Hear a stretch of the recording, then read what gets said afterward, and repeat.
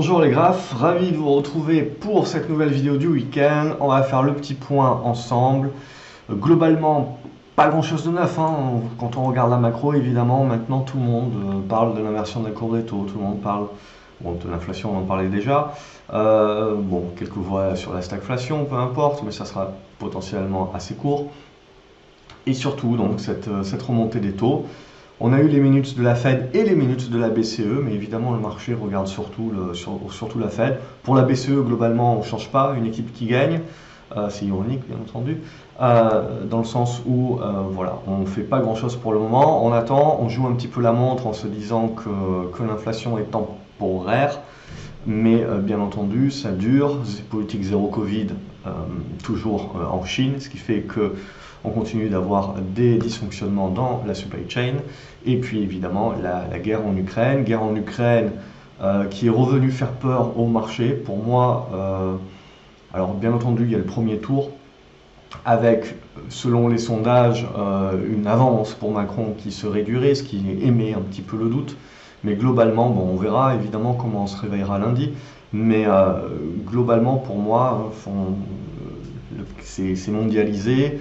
Même si on devait avoir des extrêmes, il faut quand même partir du principe aussi que c'est une élection présidentielle, c'est l'Assemblée qui sera surtout importante par la suite pour voir si on a les moyens de gouverner ou pas. Donc ça, voilà, ça peut toujours faire un petit peu peur, mais c'est toujours pareil. Pour moi, moi je me souviens en 2016, le marché avait énormément peur de la victoire de Trump. Trump avait gagné. Ça avait ouvert très bas et ça avait été un très bon dip à acheter.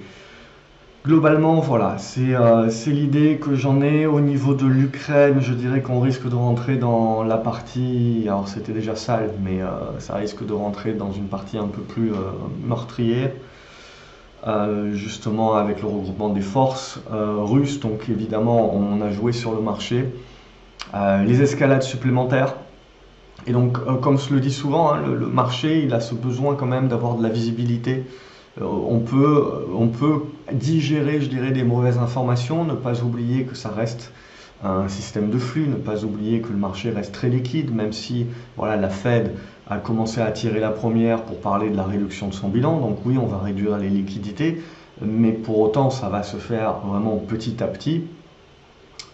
Même si la Fed a un ton qui est très faucon, va remonter les taux de 0,5 à la prochaine réunion, va commencer à baisser, à réduire sa balance sheet. Tout ça, bien entendu, ça impacte la liquidité. On évitera de se battre contre la Fed, mais ce qu'il faut bien se dire, c'est que ça apporte surtout de la volatilité au marché. Après quoi, on reste pour moi dans un marché où il y a toujours beaucoup de liquidités, et ces liquidités, on le voit déjà depuis plusieurs semaines, sortent quand même des US, alors pas de tout bien entendu, mais même sur l'Europe où on avait eu énormément de craintes évidemment avec le conflit, on a pas mal de flux qui sont revenus dernièrement, et on le voit également, j'en ai discuté avec certains d'entre vous, on voit également en Amérique latine, Brésil, Argentine, même le Mexique également performe très bien.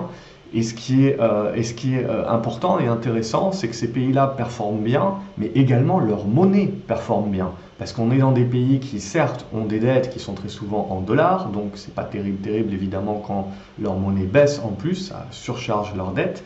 Mais là, en l'occurrence, ce que l'on constate, c'est que ce sont des banques centrales, ces pays-là ont augmenté les taux. Pour le Brésil, par exemple, on est au-delà des 10%. L'inflation est très forte, bien entendu, mais les taux sont également très forts. Et on voit donc depuis quelques semaines qu'il y a une force également de ces monnaies locales et une performance des marchés boursiers. Très souvent, ce que je vous dis, c'est il faut faire attention de regarder que la performance d'un marché étranger, il faut aussi la comparer par rapport à sa monnaie. Si vous regardez par exemple la Turquie, la lire turque s'est complètement effondrée, et si vous regardez la performance de la bourse turque, elle est explosive. Donc c'est ça aussi où il faut savoir un petit peu mêler le pour et le contre, et bien comparer que vous avez des fois une hausse d'un marché, mais qui est liée aussi, qui est une espèce de l'illusion, parce que c'est surtout en fait la monnaie locale qui s'est complètement cassé la figure.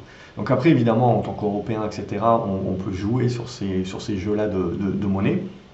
et ça peut être justement intéressant. Donc on voit le monde qui diversifie. Le monde ne diversifie pas n'importe comment, c'est déjà des choses dont on avait parlé depuis une bonne année, voire plus, en termes d'hypothèses de travail. C'est essentiellement donc des valeurs value, des valeurs de rendement, des valeurs énergétiques, des valeurs défensives. On a vu également la santé qui performe très bien. Donc on est sur ce genre-là, et on le voit donc, malgré le fait qu'on a un conflit en Europe, au-delà de la peur, on a quand même beaucoup de flux qui sont revenus en Europe, puisqu'on a énormément de valeurs value, et on a également donc beaucoup de valeurs qui sont peu valorisées. Alors il faut toujours faire attention quand on se dit c'est peu valorisé. Je veux dire, vous avez le marché polonais, je l'ai pris en exemple ce matin dans une discussion. Le marché polonais est également très peu valorisé. Vous avez pas mal de minières ou des boîtes de jeux vidéo et des boîtes industrielles donc, qui sont value vraiment. Mais pour autant, avec la guerre aux frontières, c'est une question de flux, c'est-à-dire que c'est peu valorisé, mais c'est pas pour autant qu'il faut se jeter dessus, à moins d'avoir un horizon peut-être très long terme, tant que vous n'avez pas de flux. La problématique, c'est les flux, c'est-à-dire que non seulement il faut que ça soit peu valorisé, mais il faut que vous ne soyez pas le seul couillon à le penser. Vous avez besoin des autres pour qu'il y ait un déficit justement d'offres de papier par rapport à la demande, et que donc les cours puissent progresser. Or, la Pologne, un marché que je suis beaucoup, eh ben, depuis des années, a un gros manque de flux. Il y a un désintérêt tout simplement, il n'y a pas suffisamment de flux, et on se retrouve avec un marché qui n'est pas cher, mais c'était le cas aussi il y a plusieurs années. Donc voilà, donc il y a de très belles boîtes, ça a rebondi aussi post-Covid et compagnie. Avec la guerre, ça a pris également un tir, et puis ça a pas mal rebondi aussi. Mais voilà, on voit que c'est des tendances de fond qui restent quand même assez légères pour la plupart des titres, sauf les titres énergétiques. Mais voilà un petit peu la façon dont il faut penser également. C'est pas juste de se dire c'est pas cher, mais c'est une question de flux. C'était la même chose avant le conflit, hein. La Russie était un pays qui était pas cher, mais historiquement la Russie est un pays qui s'est toujours payé pas cher. Mais voilà, il y avait toujours ce risque géopolitique, et en l'occurrence, pam, il s'est avéré. Donc voilà un petit peu pour le topo. Ce que l'on constate en Europe, c'est qu'on s'est dégradé. La tendance s'est dégradée cette semaine. Pour moi, essentiellement dû justement à de nouvelles incertitudes sur la guerre, c'est-à-dire là où on priçait des pourparlers et un cessez-le-feu qui éventuellement avançait, le fait que Poutine retire ses troupes de Kiev pour pouvoir renforcer celles au Donbass et pouvoir lancer une offensive pour essayer d'aller chercher quelque chose qui pourra vendre comme une victoire, démontre que on en a certainement pour encore un moment. Les Ukrainiens vont devoir choisir. Ils vont devoir choisir entre se battre jusqu'au bout, retarder l'échéance, mais potentiellement finir par non seulement perdre ce terrain-là, qui sera comme la Crimée, comme le Sud également, et le Donbass, qui sera raccroché ensuite par un référendum X ou Y à la Russie, mais de perdre leur force armée, puisque dans le traité, il y aura certainement aussi la neutralité de l'Ukraine, certes, mais l'incapacité pour l'Ukraine d'avoir une force armée trop importante dans le futur, ce qui pourra pousser dans 5-6 ans, on ne sait pas, Poutine à éventuellement revenir. Donc c'est ça l'idée, c'est de se dire, est-ce que je vais jusqu'au bout du conflit pour défendre coûte que coûte, résister coûte que coûte, mais avec le risque de perdre l'intégralité de ma force armée, et donc dans un futur X, de finir la prochaine fois par me faire complètement siphonner. Ou est-ce que voilà, je résiste, mais j'essaye au maximum de reculer en protégeant mes forces armées pour arriver à étendre un cessez-le-feu, perte certainement de territoire, mais je ne perds pas la totalité de mes forces armées, je conserve mes forces armées, et dans ma négociation, au moins, voilà, je peux négocier de conserver ce minimum de forces armées-là. Et potentiellement, voilà, me dire que dans quelques années, si jamais Poutine veut faire l'Ouest, j'ai de quoi encore me défendre sans me faire traverser le pays en 3 semaines.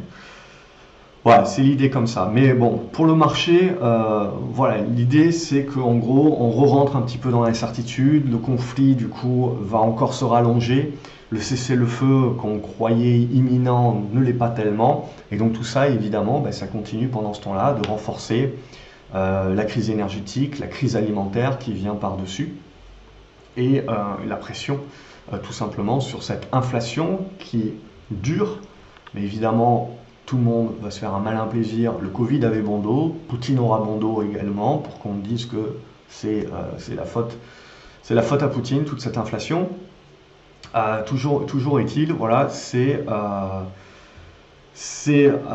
justement ça qui risque de faire, où il va falloir faire attention, et peu importe qui gagne les élections présidentielles en France, pour moi, c'est pas le risque, c'est pas réellement l'élection en tant que telle, c'est au lendemain du deuxième tour. À partir de ce moment-là, je pense que, enfin, il y aura des appels, il y aura des appels pour justement un certain nombre de revendications, puisqu'on a démontré que on pouvait raser gratuit avec des chèques en blanc. Et je pense que au lendemain donc du second tour, on aura tout un tas de manifestations justement pour pousser un petit peu.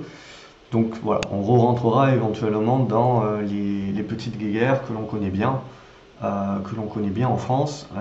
Et ça, voilà, on regardera un petit peu les impacts que ça peut avoir. Sinon, les taux évidemment sont en train de continuer de monter. J'ai fait une vidéo avant de parler de crack obligataire, je vous renvoie à ça.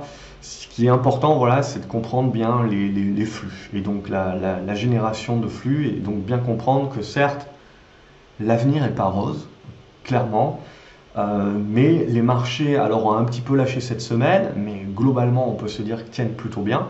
La question qu'on a là, bien entendu, c'est est-ce que le mouvement qu'on a connu ici, qui était une remontada, c'était juste un prorata de la baisse qu'on a connue, mais qui n'inverse pas le fait que la tendance est en train de se retourner à la baisse, ou au contraire, on va avoir une construction intermédiaire. Donc pour moi, j'ai éventuellement un biseau descendant à ce stade-là. Donc pour moi, on est dans de la construction, on est dans de la congestion et de la neutralisation, et au travers de laquelle on ne peut pas vraiment trancher. Alors bien entendu, on peut trancher dans le sens de dire oui, oui, moi je crois que c'était juste un simple rebond et qu'on va reprendre la tendance baissière, on va engager une tendance baissière dorénavant, ou non, non, moi je crois que c'était juste voilà, une peur de la guerre, et puis maintenant on va congestionner et on va recasser par le haut et repartir pour un tour vers les 7000 et plus si infinité. Voilà, ça, évidemment, tout le monde peut le dire, tout le monde peut choisir un camp. Mais l'idée, voilà, c'est si on prend le recul nécessaire, qu'on n'anticipe pas, on le voit globalement, je vais enlever ça parce que ça n'a pas l'air d'intéresser le marché, on a eu la remontada qui bloque sur les 6800 points. Cette semaine, on a dégradé, on est repassé sous la moyenne mobile 20, et vous voyez ces deux journées, on a tenté des rebonds, mais à chaque fois, ils ont été dans l'incapacité de repasser cette moyenne mobile 20. Donc on est dans une dégradation, mais pour autant on est toujours dans la neutralité, c'est-à-dire on n'a pas refermé ce gap-là, on est toujours au-dessus de cette zone des 6380, qui serait ma zone de neutralité, jusqu'aux 6300, où éventuellement je retrouverai cet oblique-là. Et en fait, l'idée, ça serait de se dire, si on a eu la peur de la guerre, donc il y a eu l'effet panique, mais en gros, si on gomme ça, et on gomme cette partie basse, on était dans une dégradation de la tendance, dans un biseau descendant. Et donc, en gros, on est revenu dans cette figure-là, et on est en train de retravailler en sens 1. Donc on est venu chercher une nouvelle résistance, potentiellement on ira chercher une zone de support, et en gros on zigzague dans cette zone-là. Peu importe, je dirais, ça c'est une neutralisation avec un biais baissier pour l'instant, tant que nous ne repassons pas au-dessus des 6600, 6666 points. Ils sont très importants, c'est 6666, au-delà du simple chiffre de la bête, hein, c'est avec un 6 de trop, mais c'est vraiment un niveau pivot techniquement. Donc il faudrait repasser au-dessus de tout ça pour se remettre dans des bonnes dispositions pour se dire on est dans la capacité de retourner le marché. Au contraire, là, tant qu'on reste en dessous de ces 6006, 6666, on reste dans un marché voilà, qui est quand même dégradé. Et le risque, évidemment, c'est d'enfoncer le clou et d'aller chercher la fermeture du gap d'abord et ensuite potentiellement cette zone des 6003. Et là, il faudra voir un petit peu la suite, mais en gros, ça restera en mode dégradé où on ne joue que du rebond technique si on est trader de court terme, ou alors des premières lignes en gros en mode long terme avec une stratégie de lissage, mais voilà, pas plus que ça en mode on attend la suite. Ne pas omettre également que dans quelques semaines, on va avoir les résultats du premier trimestre qui seront donnés par les entreprises. Évidemment, ils sont attendus au tournant parce que avec l'augmentation des coûts, il faut voir un petit peu l'impact sur les marges. Et comme on le sait, le taux d'épargne, alors en France c'est pas vrai, mais le taux d'épargne surtout américain a énormément baissé. Et donc on se retrouve aujourd'hui avec un consommateur, surtout avec la hausse des énergies, qui est plus regardant avant de dépenser. Et donc on va commencer là réellement à voir les sociétés qui n'ont pas un vrai pricing power et donc qui vont avoir leurs chiffres qui sont impactés. On le voit au niveau du consensus des analystes, ça ne bouge pas. Ils sont, malgré tout ce qui est en train de se passer, ils sont toujours, et ils campent sur leur position au niveau de leurs résultats. Donc méfiance, voilà, par rapport à ces résultats, si jamais en effet ils sont en dessous des attentes, et que les PDG en profitent pour lancer des profit warnings sur les prochains trimestres en disant on est en train de prendre de plein fouet la hausse des coûts des matières premières, donc nos marges sont rognées parce qu'on n'est pas capable cette fois-ci de repousser le prix au consommateur final, ou en tout cas on en est capable, mais on voit un impact sur notre chiffre d'affaires. Donc à voir. C'est ça vraiment qu'on va attendre au tournant, de voir comment les sociétés, petit à petit, sont en train de résister. Évidemment, il y aura des secteurs d'activité qui résisteront très bien, et il y en aura d'autres qui résisteront beaucoup moins bien, et on le voit déjà aujourd'hui dans les flux, hein. Enfin, c'est déjà le cas depuis plusieurs semaines, je veux dire, on voit dans les flux qui reviennent essentiellement sur des valeurs défensives. Donc voilà un petit peu où on en est, hein, je dirais au milieu du gué, mais c'est un gué qui n'est pas gai. Donc c'est là vraiment où on est en mode observation, attente. Et moi clairement, je patiente. Les taux, on le voit, c'est vraiment en train de baisser très fortement, donc d'une manière très exponentielle. Donc là, le marché, du coup, ça fait des flux également qui sortent, qui vont aller chercher des valeurs défensives sur les actions. Toujours est-il, on est en train d'arriver sur un niveau support assez important, aux alentours de cette zone des 103, là, 104. Donc ça sera à observer, éventuellement du rebond technique, mais voilà, ça ne sera pas plus que du rebond technique aujourd'hui. Mais il va falloir considérer qu'à un moment donné ou à un autre, évidemment, après un tel mouvement, vous allez avoir un rebond qui est au prorata, mais pour autant qui ne renversera pas la donne, hein, c'est-à-dire un monde où on continue de jouer la montée des taux. C'est juste éventuellement à un moment donné, on va reprendre notre souffle et peut-être qu'on va construire quelque chose. Pour l'instant, ce n'est pas le cas. On continue de piquer, donc monter des taux. Mais ce qui est important de comprendre également, c'est que tout le monde reparle de la hausse des taux, mais ce qui est vraiment important, c'est de bien comprendre, c'est que cette hausse des taux reste derrière, hein, et c'est ça qui est le plus important, derrière la hausse de l'inflation. Donc on reste en taux réel négatif. Et ça c'est vraiment très important. Parce que le jour où c'est plus le cas, et c'est là où ça sera très intéressant, c'est qu'aujourd'hui on a tendance à dire le marché résiste avec une inflation qui monte, c'est n'importe quoi, etc.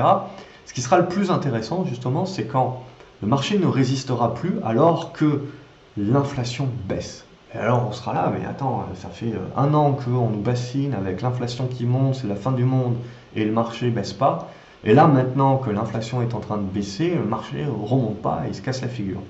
Et ça, c'est toujours un point qui est important, ça fait pas une année au moins qu'on en parle, c'est de se dire c'est pas seulement l'inflation qui est importante, c'est la croissance, parce que baisse de l'inflation, ça voudra dire également qu'on a un impact sur la croissance, donc impact sur les profits des sociétés, et impact donc sur nos taux réels négatifs, c'est-à-dire que là, on reste gratuit, c'est-à-dire que même sur les taux à 10 ans français qui sont revenus à 1%, 1% c'est à la fois beaucoup et pas beaucoup quand on vient de moins 1% par exemple, en taux réel nominal moins 1%, mais quand vous avez une inflation, alors en France c'est 4,5-5, on en a déjà parlé le week-end dernier, vous restez quand même en taux réel négatif, donc c'est-à-dire que votre dette, elle est gérable, elle est encore gérable. Et puis comme tout le monde a profité du Covid pour prendre à la toque de dette, se refinancer, etc., c'est pas tout de suite que le bas blesse parce que vous avez besoin de vous refinancer maintenant.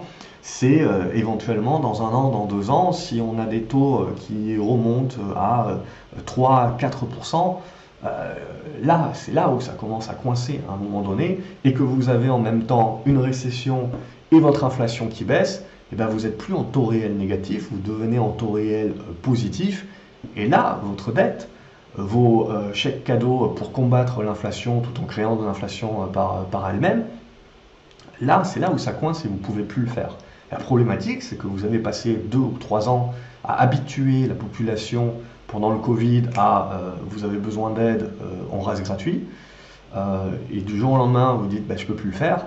La problématique, c'est que la compréhension de la finance, c'est pas du jour au lendemain que vous pouvez l'expliquer en disant bah, j'ai donné et maintenant je ne peux plus donner. Et c'est ça, derrière, ce qui transforme tout ce qu'on peut parler de crise en une crise plus sociale. Donc c'est ça les éléments également qu'il faut, sur la projection qu'il faut éventuellement se donner. Maintenant évidemment le but c'est pas de broyer du noir, le but c'est de toujours travailler des hypothèses, de voir un petit peu éventuellement comment les choses peuvent s'imbriquer, mais après on est sur nos graphiques dans l'aspect timing. Ce qui nous intéresse également, c'est le Nasdaq. Et le Nasdaq m'a joué un petit tour également parce que l'idée pour moi est la même, c'est-à-dire aussi fort le rebond a été, la remontada, le rallye, peu importe. Ce qui était important pour moi, c'était de me dire, on ne remet pas en cause quand même le signal de dégradation qu'on avait mis en place. Pour autant, la séance de lundi m'a fait douter. De la même manière que cette séance-là, c'est toujours comme ça en bourse. C'est quand vous jouez un scénario, c'est-à-dire là on avait le biseau descendant, donc on jouait le scénario de la cassure et de la remontada, et là on commençait à naviguer un petit peu trop près du support, et l'idée à un moment donné c'était de dire bon, on va lâcher et on va faire le sell-off. Et donc il nous manque éventuellement un sell-off avant de faire la remontada. Et là, pouf, on repart. Là c'est la même idée, c'est de se dire, là le premier coup on est venu ici, c'est de se dire bah, on est revenu sur résistance, on a fait la remontada qu'on devait faire, ça ne change pas la dynamique et la tendance de fond, et donc il faut rester globalement prudent sur un retour. Et on a fait un petit retour, et derrière on fait la poussée de lundi là, et l'idée là, lundi, à la clôture de lundi, c'est de se dire, bon bah on va traverser et on va aller chercher un petit peu plus haut. Et paf, dès le lendemain, boum, on replie la voile. L'idée évidemment, voilà, c'est toujours pareil, c'est de se dire, tout est ouvert. C'est sain d'avoir consolidé comme on l'a fait rapidement, donc c'est aussi ça qui est important de bien constater, c'est que vous voyez qu'en l'espace de 2-3 séances, on perd ce qu'on a mis 1 semaine, 2 semaines éventuellement à gagner. Donc c'est là aussi où ça doit aussi vous rappeler, justement, d'une part, le marché reste très volatile, et deuxièmement, que le marché reste avec ce biais baissier quand même, c'est-à-dire que même si on a regagné 2000 points en ligne droite, on en a reperdu 1000 en l'espace de 3 séances, et l'idée, c'est toujours ça, c'est de se dire, on reste dans les clous d'une construction éventuelle, il y en aura certains qui verront une épaule, tête, épaule inversée, même, encore faudra-t-il en casser par le haut, bien entendu, et là, à ce moment-là, c'est la même chose qu'on s'est dit sur le CAC 40, si on recasse par le haut, là, ouais, on a un bon signal et on va chercher 16 000 et des brouettes et on repart pour un tour éventuel. Mais là, l'idée, c'est de rester pour l'instant dans un biais, de se dire, on a fait la remontada qu'on devait faire, on bute sur les résistances, hein, c'est très propre hein, techniquement, hein, à quelques points près, on bute vraiment, vous pouvez regarder vos graphiques en hebdomadaire, on bute vraiment sur les niveaux de résistance, les anciens niveaux de support, etc. Et donc là, on revient chercher les supports, on réagit dessus, mais ce qui va être très important maintenant, c'est de voir si les réactions sont trop timides, c'est un biais, il faut faire attention, réaction trop timide, incapacité de remonter la pente assez rapidement, avec peu de volume, il faudra se méfier le jour où on casse par le bas, parce qu'en fait, ça validera que le mouvement qu'on a connu, aussi fort soit-il, était en fait surtout un mouvement de prorata, et valide quelque part qu'on dégrade la tendance. C'est-à-dire on a eu un gros mouvement ici, et en fait ceci n'était qu'un rebond dans une tendance qui n'est pas encore baissière, mais qui se dégrade pour le devenir. Et ça, c'est quelque chose de très important dans les marchés baissiers qu'il faut retenir, c'est que dans les marchés baissiers, contrairement à ce qu'on peut croire, le but du jeu, c'est pas d'éteindre le PC.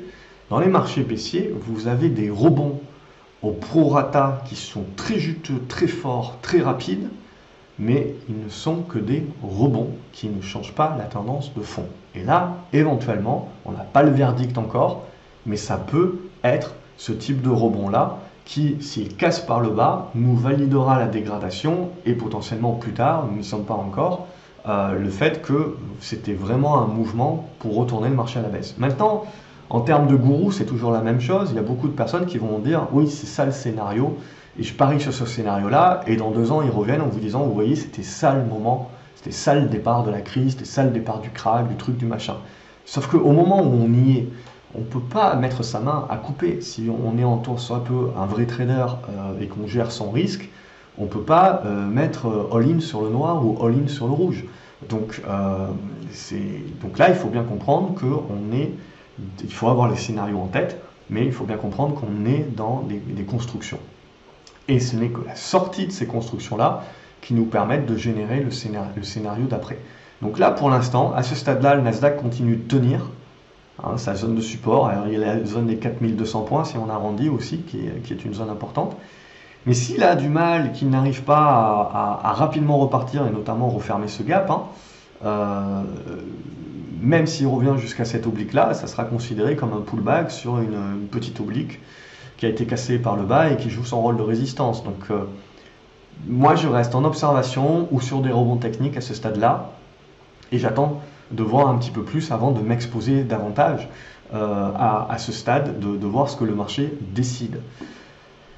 Au niveau du pétrole, on le voit qu'on a une détente. Alors ça, c'est toujours intéressant, évidemment, puisque c'est quand tout le monde vous parle du pétrole, en règle générale, que ça se détend. Alors évidemment, tout le monde va vous expliquer que c'est le fait qu'on a débloqué les réserves stratégiques, etc. Oui, éventuellement. Moi, je pense que c'est surtout le fait que le marché est en train de jouer la décroissance. Donc il y a un autre support, on a cassé donc ce support-là. Éventuellement, pour moi, la tendance de fond reste haussière sur le pétrole, bien entendu. Mais voilà, on est en train de corriger. On peut éventuellement corriger jusqu'à 95, 90. Ça ne changera pas le schmilblick. Ce qu'il faut bien comprendre, c'est qu'on était dans une hausse exponentielle. On est en train de la corriger. Et ensuite, on va construire. Et cette construction, sortie par le haut ou par le bas, nous donnera le prochain niveau. Et on va dire là déjà, c'est un bon premier mouvement. Ensuite, l'or a trop rien fait jusqu'à maintenant. Et là, éventuellement, peut-être un petit réveil. Alors, c'est encore pas trop fait, mais voilà, comme on s'est dit, la tendance reste toujours bonne. Là aussi, on a corrigé quelque part l'excès, mais on reste dans une congestion. Et si on la recasse par le haut, on va retenter à nouveau sur l'or. Si on commence à bien pousser sur l'or, c'est là où ça devient intéressant, parce que l'or, pour pousser, il a besoin finalement de taux bas, et il a besoin également de politiques accommodantes et expansionnistes des banques centrales, puisque ça dévalue les monnaies. Et donc on voit plus de valeur dans l'or. Donc ne pas oublier également que l'or ne distribue pas de rendement, mais qu'on reste dans un monde de taux réels négatifs. Donc quelque part aussi, pas de rendement, c'est mieux que rendement négatif. Donc l'autre élément également, c'est quelle est la proportion que le marché va vouloir jouer une stagflation, c'est-à-dire une inflation qui reste forte, même si elle baisse un petit peu, mais elle restera quand même forte. Et par contre, une récession, ou en tout cas une décroissance qui fait qu'on a une croissance molle. Donc ça, voilà, c'est des éléments également où on peut aller chercher de l'or, de l'argent, des minières, globalement, pour chercher une protection. Donc pour l'instant, voilà, va falloir voir, il y a beaucoup de scénarios sur la table, et le marché, globalement, joue un petit peu tout. Ce qui prouve quand même qu'il y a énormément de liquidité, parce qu'on est dans la capacité de jouer un petit peu tout. On joue même les rebonds sur les valeurs de croissance. Alors là, sur la fin de semaine, évidemment, ça s'est épuisé un petit peu, mais c'était un rebond au prorata dans une tendance baissière. C'est ça aussi qu'il faut comprendre, c'est que ça reste des tendances baissières, ces valeurs de croissance. Donc il faut également voilà, ne pas rêver et savoir que ces rebonds haussiers peuvent se faire retourner comme des crêpes assez rapidement, parce que la tendance de fond reste baissière. Donc vous avez une pression vendeuse qui peut revenir à tout instant rapidement. Mais pour autant, voilà, c'est un autre scénario de dire, dans une idée de décroissance, eh ben, j'ai des valeurs qui me donnent des croissances à 2 chiffres, avec de la visibilité, une capacité de résister à l'économie actuelle. Eh ben, ça peut être des valeurs que je considère quand même comme défensives, même si ça reste des valeurs de croissance, parce que j'ai de la visibilité. Et donc, c'est des valeurs qui peuvent continuer de surperformer. Donc, il ne faut pas tout mettre dans le panier en se disant c'est que value et je jette toute la croissance. Non.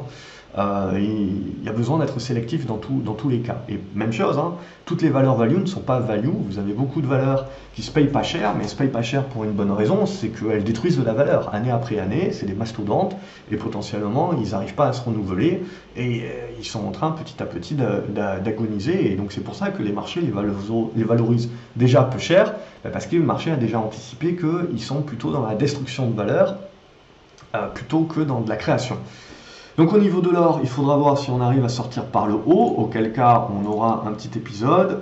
Et au niveau de l'argent, c'est la même chose. On a un petit biseau descendant. Il faudra voir si on a la capacité de casser par le haut pour relancer le schmilblick.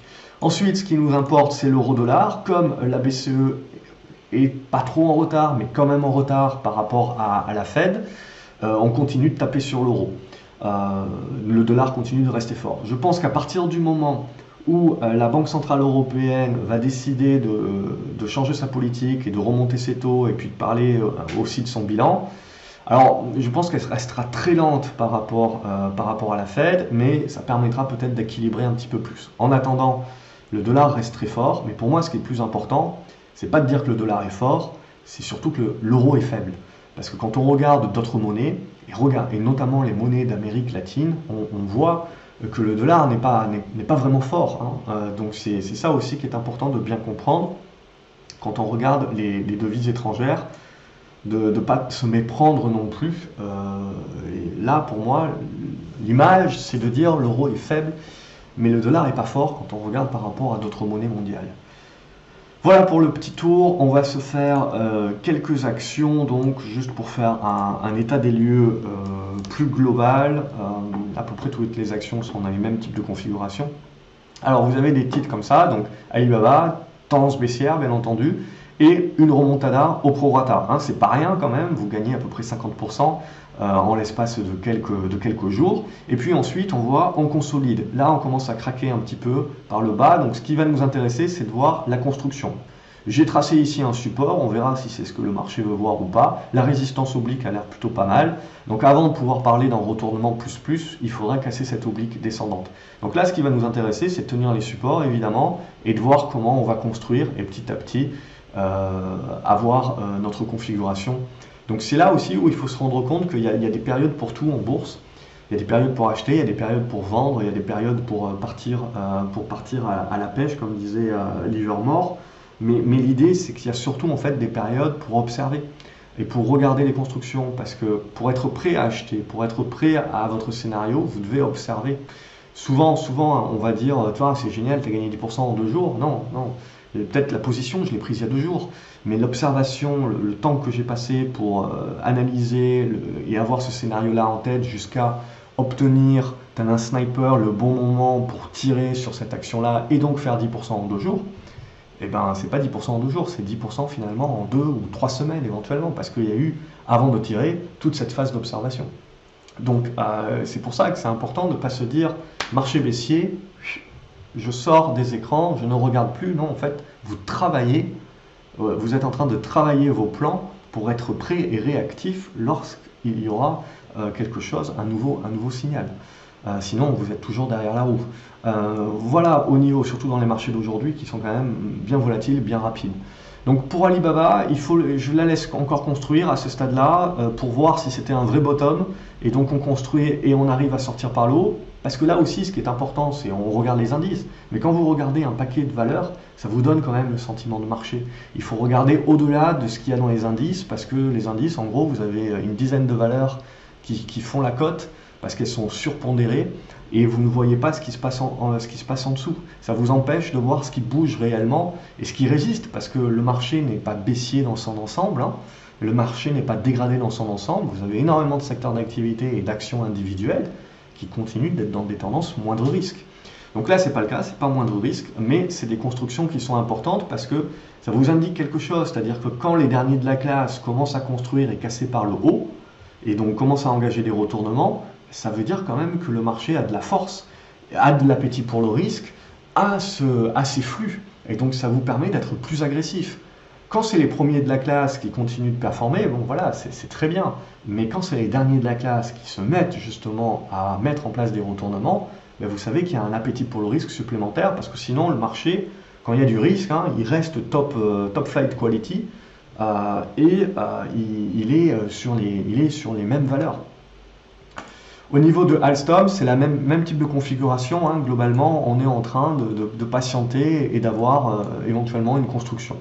Bon, il faut attendre de voir un petit peu le zigzag, ne pas sous-estimer que ça peut toujours casser par le bas, et auquel cas, on repousse à plus tard toute tentative sur le titre. Ce qui nous intéressera vraiment pour commencer à se donner de l'air, évidemment, c'est la cassure par le haut.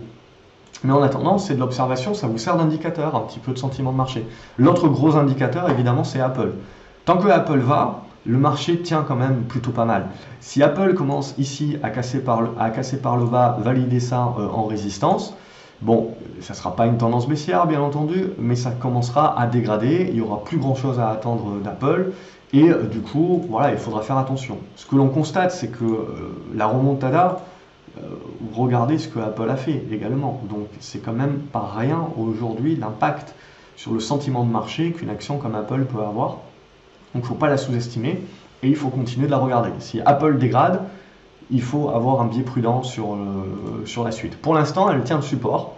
Et là, voilà, il faut regarder si on va relancer ou pas. ArcelorMittal, c'est la même idée, hein, c'est que petit à petit, on fait pas mal de zigzags, mais ça vous permet de construire la figure. Et en gros, on est sur la médiane à ce stade-là.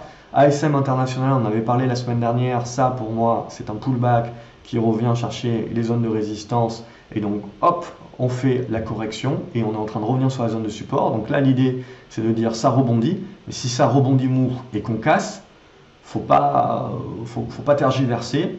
On lâche et on attend la suite. Aussi bon le dossier soit-il, hein. Ne me dites pas le dossier est bon, les fondamentaux sont bons, etc. Très bien, mais c'est une question de valorisation, c'est une question de sentiment de marché. Et peut-être que maintenant le marché veut corriger sur ces dossiers-là et il reviendra plus tard. Mais donc du coup, l'idée c'est de se dire, voilà, pour l'instant je tiens mes supports, si ça lâche les supports, je laisse tomber, je continue d'observer, mais j'attendrai la suite. Atos, ça c'est baissier de chez baissier, et là pour moi, c'est typiquement... C'est l'erreur que l'on fait, c'est la problématique. C'est toujours la même chose.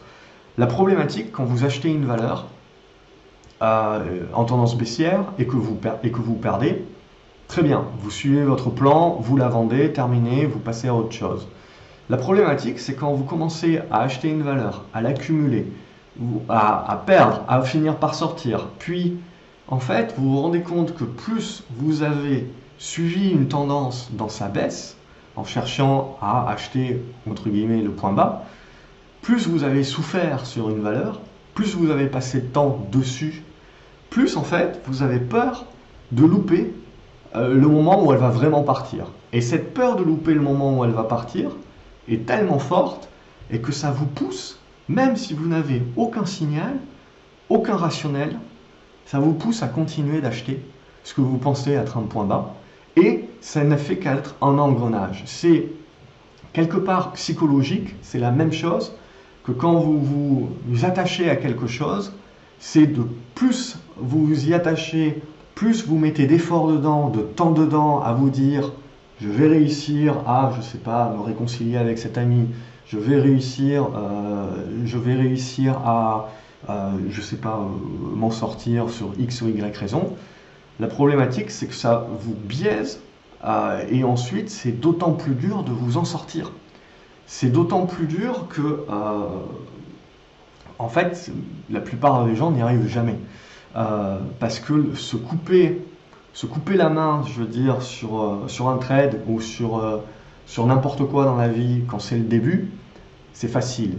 On revient sur sa décision. Mais quand vous vous êtes imprégné, que vous avez moyenné à la baisse, mais que moyenné à la baisse sur une action, moyenné à la baisse dans une relation, moyenné à la baisse dans un business, moyenné à la baisse dans tout ce que vous voulez, ça marche de la même manière, eh ben, vous aurez d'autant plus de mal de sortir de ça et d'avoir la lucidité de sortir. Ou en tout cas, quand on le fait, ça fait très très mal derrière. Et donc là, c'est exactement la même chose, et ça m'arrive à moi aussi, c'est pas une question de compétences, de le savoir, etc. On peut être très lucide, etc. C'est de se dire à un moment donné, j'ai trop travaillé cette action-là, à la baisse, j'ai trop fait d'erreurs, et ces erreurs-là ne font que me plonger de plus en plus à me dire, ouais mais tu vas voir, dès que je vais arrêter de la jouer, ça va partir à ce moment-là. Le truc, c'est qu'il faut vous dire, voilà, ça peut toujours arriver, évidemment, l'OPA, le truc, le machin, mais en fait, je me rends compte que sur 10 actions que j'ai achetées pour pouvoir me dire, j'ai la position au cas où il y a une OPA, 9 fois sur 10, il n'y a jamais eu l'OPA. Ou l'OPA est arrivé super après. Et je dirais également 9 fois sur 10, il y avait largement le temps, avant l'annonce ensuite de l'OPA, de rentrer dans la position dans une meilleure configuration, retournement, moindre risque. Il y avait les signaux qui rentraient bien et il y avait largement le temps, et le marché donnait largement le temps de pouvoir rentrer sur cette valeur-là avec des repères et avec une bien meilleure configuration graphique. Et ensuite, on avait une offre, l'OPA ou tout ce que vous voulez. Donc c'est ça aussi qui est important de dire, hein, et là le but c'est pas de vous jeter la pierre, il faut vous dire je suis dedans aussi, hein, mais c'est voilà, d'essayer de sortir un petit peu du cadre, de rester objectif et de se dire oui bien sûr c'est dur, c'est normal que ça soit dur, d'autant plus que on n'arrête pas depuis les 40 euros là, on est dans le même trip. Donc forcément il y a tellement eu de souffrance que on s'y tient et on y revient. C'est un petit peu comme le syndrome de Stockholm, hein, quelqu'un l'avait dit plus tôt, donc c'est la même idée. Toujours est-il que c'est baissier, point barre. Alors après, on peut se rassurer, on peut se dire, on est peut-être en train de faire un biseau descendant. Alors le biseau descendant, on l'avait fait il y a 6 mois aussi. Mais en l'occurrence, pour l'instant, voilà, il n'y a pas vraiment de support. Il y en a des hypothétiques, mais c'est très léger, ça reste très baissier. Oui, si on a une vue potentiellement long terme, qu'on ferme l'écran et qu'on se dit rendez-vous dans 2-3 ans, on peut se dire que du Atos à 21 euros, c'est pas cher. Mais c'était pas cher à 40 euros non plus, hein. Donc voilà, c'est ce que je vous dis souvent. Quelque chose de pas cher peut toujours devenir moins cher. Ce qui est vraiment important en fait, c'est pas que c'est pas cher. C'est vous, quel est votre profil, quelle est la taille de position que vous mettez, quelle est votre capacité à pouvoir supporter la moins-value latente. Hein, c'est bien d'être fondamentaliste et d'acheter des dossiers qui sont pas chers, mais émotionnellement, est-ce que vous pouvez quand même vous prendre une moins-value de moins 30, moins 40, moins 50% sans sourciller? C'est ça qui est le plus important, parce que au-delà du capital, de l'immobilisation du capital, c'est le capital moral aussi qui est impacté ensuite. Donc voilà, pour moi un bon exemple de ça avec Atos. Balio, ça reste un petit titre. On a la résistance qui est ici, on revient sur le support, à voir si on arrive à redémarrer. Pour vraiment lancer les affaires, il faudra dépasser les 1,25. Carrefour, on le voit, donc valeur défensive par excellence, mais vous voyez, c'est pas depuis hier, hein. Mais même chose, on est venu ici sur une résistance, on est venu corriger, on tient la moyenne mobile 20, pouf, on repart tout de suite en exponentiel. Donc ça vous prouve la force de la tendance d'une part, sur une valeur comme Carrefour, une valeur qui est défensive, donc on voit bien que les portefeuilles également cherchent aussi à se protéger. Même chose avec la santé, etc. Plus petit titre, Sérinov, ça se regarde, il y a une congestion qui est ici, éventuellement il faudra casser les 1,60 € là pour aller plus haut. Ça se regarde. CGG, ça consolide à ce stade-là, pas plus, pas moins. On reste entre les 90 centimes et les 1,10 €, en gros, dans une zone où on travaille, assez volatile.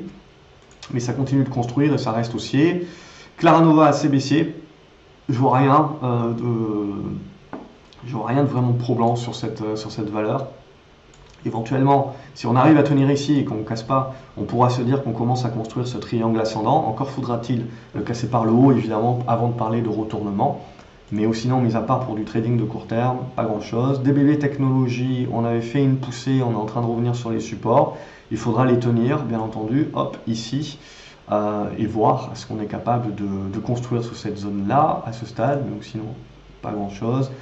EDP, on avait fait un break ici, on est en train de revenir, ça n'a pas l'air super probant pour le marché. Le marché voit peut-être plus la résistance à l'horizontale.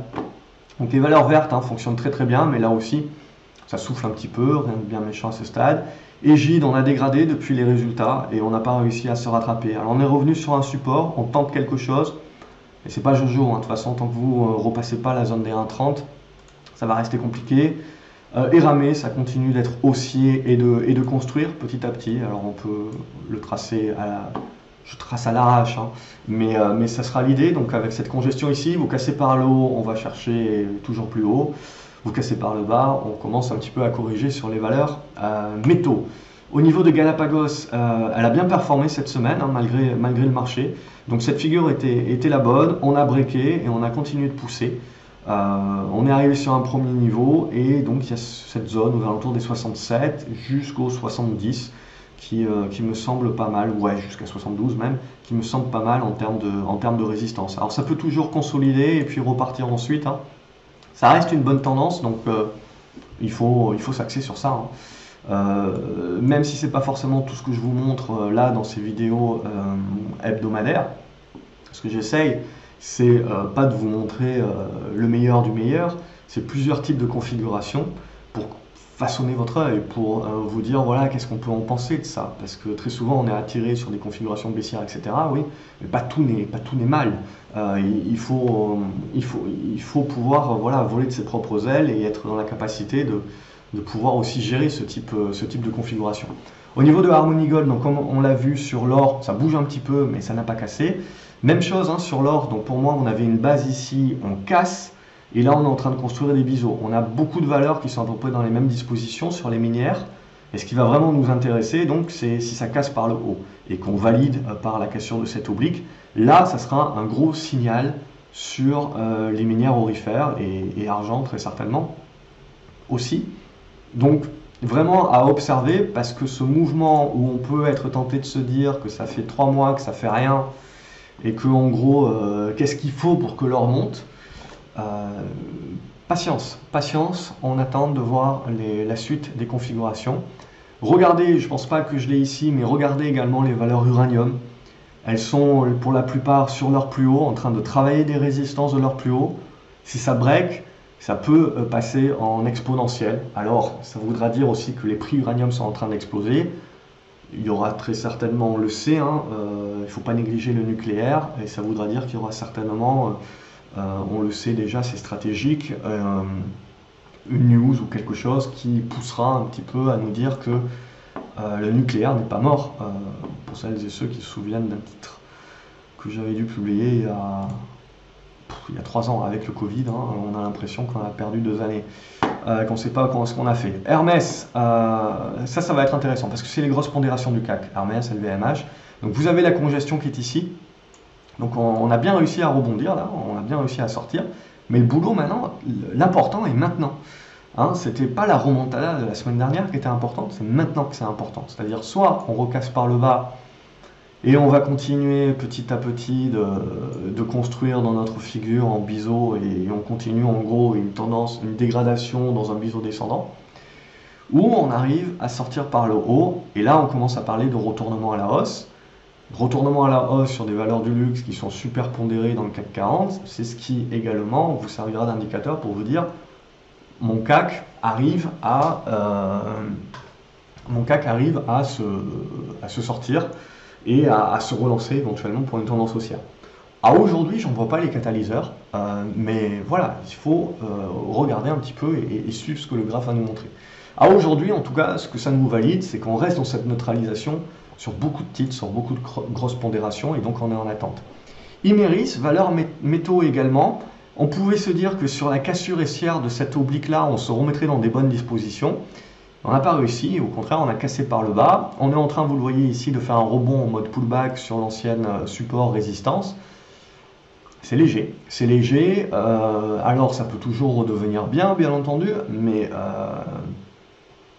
c'est dégradé à ce stade-là, donc je resterai encore en mode attente, en attendant de voir mieux.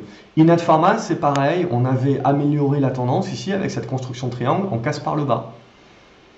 Pas terrible. Ipsen qui reste dans une grosse tendance depuis très longtemps. Bon, on est arrivé sur les 120 € qui est un niveau de résistance. On est en train de consolider. Tant que vous êtes au-dessus de la moyenne mobile 20, vous pouvez relancer. Si on casse la moyenne mobile 20, éventuellement on se mettra à construire quelque chose. Mais bon, ça reste une tendance haussière. C'est-à-dire que si vous avez une correction et que vous voulez jouer des rebonds, allez chercher des titres qui sont dans des tendances point de risque, c'est-à-dire bien vert ici dans les indicateurs, qui corrigent plus ou moins fortement. Et vous essayez de jouer le premier rebond à cette construction. C'est des rebonds qui vont marcher bien mieux que sur des tendances baissières. Au niveau de Lucibel, c'est encore un petit titre, mais pourquoi pas repartir sur une exponentielle haussière si vous réussissez à casser cet oblique ici. Ça se regarde, on néglige pas que ça peut casser par le bas, bien entendu, mais c'est vraiment la cassure par le haut qui nous intéresse et qui nous sert de signal. LVMH, on le voit, a dégradé aussi, donc on voit Hermès plus résiliente que LVMH, mais voilà, on est également en train de travailler, je dirais, une zone un petit peu de neutralité. Donc soit on recasse par le haut et on se remet dans des bonnes tendances, mais je serais plutôt pas sûr là. Pour moi, c'est pas le scénario qu'on va privilégier à ce soir. On verra ensuite au cas par cas, séance par séance, mais là, pour moi, ça reste très dégradé, et donc la méfiance à avoir, c'est qu'on fasse un truc comme ça. Et après, voilà, il ne faut pas non plus penser que si on casse, on va faire ça. Hein, on n'en sait rien, ça peut être beaucoup plus construit, comme je vous ai dit, dans ce qui semble être sur beaucoup de valeurs, des espèces de constructions. Alors il faudra avoir plusieurs points d'impact, mais des constructions assez larges, volatiles donc, mais qui restent dans des biseaux descendants. Morel et Prom, hausse exponentielle. Il y avait les 4,30 € qui me semblaient un bon niveau de résistance, on l'a passé comme dans du beurre. On est en train d'aller chercher les 4,80 €. Après c'est compliqué, hein, c'est un titre où il n'y a pas grand chose après, avant les 5,10 peut-être, voire 5,40. Vous n'êtes pas à l'abri de faire une conso, les 4,30 serviront peut-être de support ici avec les 4,15, et de repartir pour un tour. Voilà, là typiquement ça reste des titres en exponentiel, en plus Morel et Prom qui est dérisqué par rapport à la Russie. Donc on voit, c'était pas un titre qui était super liquide, hein, vous n'avez pas un flottant qui est énorme, donc on voit tout de suite, c'est comme Esso par exemple, on voit tout de suite dès qu'il y a les flux qui viennent, ben, ça devient parabolique. Donc évidemment à un moment donné vous aurez un prorata, il faut s'y attendre, vous aurez une baisse de 10-15%, et la question ce sera de se dire ben, je l'achète pour jouer derrière un rebond, voire une relance, et ce n'est que quand... Voilà, le truc, c'est que quand on va construire comme ça, repartir, ce n'est que le jour où vous cassez l'ancien niveau qui vous a servi pour repartir, que là vous vous dites, ok, la tendance haussière se stoppe pour l'instant. Ça ne veut pas dire que la tendance de fond est terminée, mais ça veut dire qu'on stoppe un petit peu, qu'on va peut-être construire un petit peu plus longuement dans un zigzag ou dans une construction de figure. Neoen, ça continue de rester positif, on continue de travailler une résistance horizontale à ce stade-là. Là aussi, on peut éventuellement revenir sur la zone des 38 € qui devra servir de support. Novacite, voilà, Covid, mais pour l'instant, on n'arrive pas à casser cet oblique ici à 3 €, donc on n'arrive pas à se remettre dans le bon sens. Ça reste un retournement tant qu'on reste au-dessus des 2,30 €, donc ça peut rester volatile. Ça construit. Nutrien, donc tout ce qui est engrais et compagnie. Là aussi, c'est grosse tendance haussière, hein, éventuellement avec des constructions qui sont en cours. En co-design, j'ai ça, mais c'est très peu liquide. Et puis, ce qui va vraiment nous intéresser, c'est le jour où ça casse ici par le haut. Là, il y aura peut-être quelque chose à faire. Orange, valeur très défensive, vous voyez, qui continue d'être défensive, d'être bien résiliente et de pousser, donc avec un bon rendement aussi à la clé. Ribert, c'est une petite valeur, donc il y avait cet oblique ici à casser pour éventuellement donner quelque chose. Pour l'instant, on revient surtout chercher le support. Donc c'est pas pour maintenant, mais il faut se la garder sous l'œil éventuellement. On le voit avec la dégradation des marchés, il faut pas rêver. Il y a beaucoup de tendances qui vont pas casser par le haut, donc ça fait partie du jeu. Ruby, pour l'instant, qui fait toujours rien. Pour moi, allez, il faudra un petit truc comme ça, à la limite, si on veut être vraiment positif, pour commencer à avoir du signal. Sinon, on est en attente. Sanofi, donc secteur d'activité donc de la santé qui reste très propre, on voit cassure par le haut et ça part en exponentiel, hein, donc, même sur des très grosses capes. Donc c'est là où on voit les flux. Hein, c'est pas anodin quand même. Hein, vous voyez un petit peu les flux qui rentrent, mais c'est des flux en Europe qui rentrent surtout des valeurs défensives. Donc ça veut bien dire ce que ça veut dire quant à la mentalité des gérants. Sartorius, on était revenu ici, alors certains qui verront une épaule tête et puis éventuellement la deuxième épaule inversée là, qui se construit.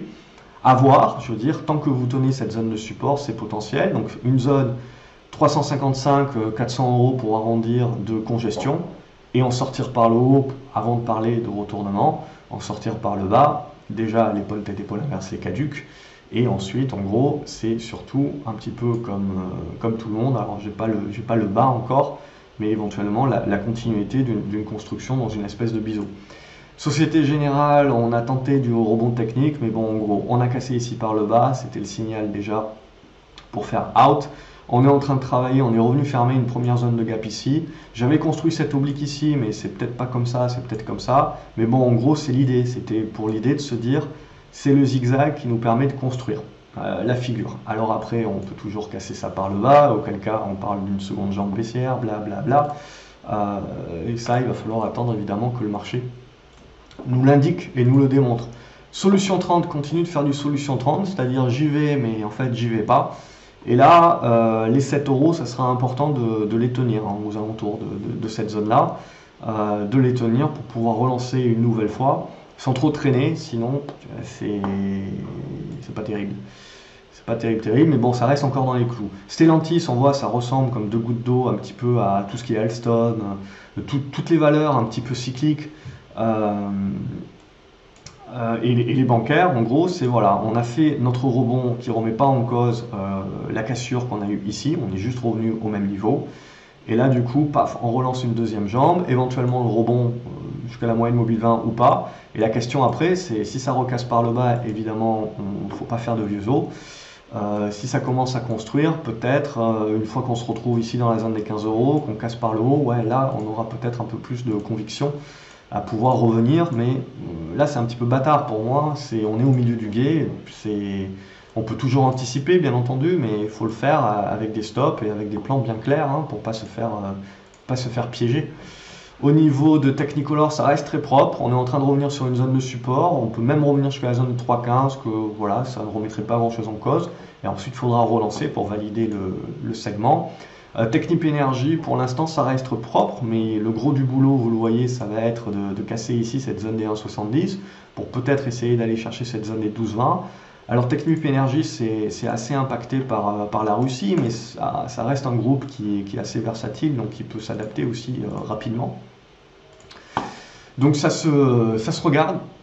Ça continue de se regarder à ce stade, mais voilà, même chose, hein, je veux dire, si ça commence à casser par le bas, ben on patiente, on attendra d'avoir une autre figure. Au niveau de l'armement, ça continue de bien se goupiller. Cette semaine, ben, on l'a bien senti. Hein. Pour moi, c'est pour ça que je vous dis, mon sentiment, c'est surtout à nouveau le manque de visibilité sur la suite de la guerre, plus que les élections en France. On voit avec les valeurs de l'armement aussi qui performent bien. Mais même chose, on voit donc petit à petit ce zigzag qui nous a permis de construire les figures. Et donc on est en attente. Si on casse par le haut, ça peut pousser une nouvelle fois en exponentiel sur les valeurs de l'armement. A contrario, voilà, on peut continuer à construire encore un petit moment. Et si jamais on repart au sud comme ça, bon, ben, ça voudrait dire que le marché a envie de croire à un cessez-le-feu ou qu'il y a un cessez-le-feu. Et que donc on revient à FISA sur tout ce qui est un peu plus appétit pour le risque. Donc ça me sert aussi de regarder les valeurs comme Thales, etc.